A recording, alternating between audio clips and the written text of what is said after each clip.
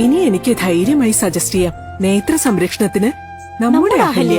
Ahalya foundation eye hospital, കേരളത്തിൽ എല്ലായിടത്തും.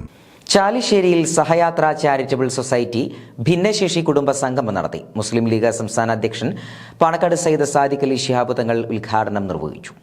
ജീവിതയാത്രയിൽ ഒറ്റപ്പെട്ടു പോകുമായിരുന്ന നിരവധി പേരെ ഒരു കുടക്കീഴിൽ സ്നേഹസാന്ത്വനം നൽകി സംരക്ഷിക്കുന്ന സഹയാത്രയുടെ പ്രവർത്തനം മഹത്തായ ഒരു പുണ്യകർമ്മമാണെന്ന് പാണക്കാട് സയ്യിദ് സാദിഖ് അലി ശിഹാബ് തങ്ങൾ പറഞ്ഞു. ചാലിശ്ശേരിയിൽ സഹയാത്ര ചാരിറ്റബിൾ സൊസൈറ്റി ഭിന്നശേഷി കുടുംബ സംഗമം ഉദ്ഘാടനം ചെയ്ത് സംസാരിക്കുകയായിരുന്നു അദ്ദേഹം.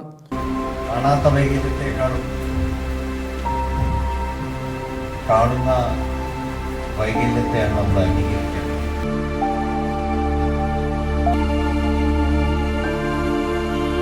മാറ്റി നിർത്തുക എന്നുള്ളതല്ല.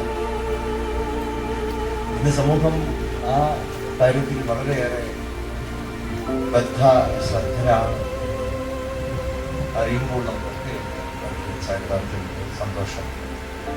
ഇന്നത്തെ കാലത്ത് നമ്മുടെ മനസ്സൊക്കെ വളരെ മാറിയിരിക്കുന്നു. യാചനയിലേക്ക് അവരെ വിട്ടുകൊടുക്കാൻ നമ്മൾ തയ്യാറാകുന്നില്ല. പക്ഷെ അവരെ കുടക്കീഴിൽ കൊണ്ടുവന്നു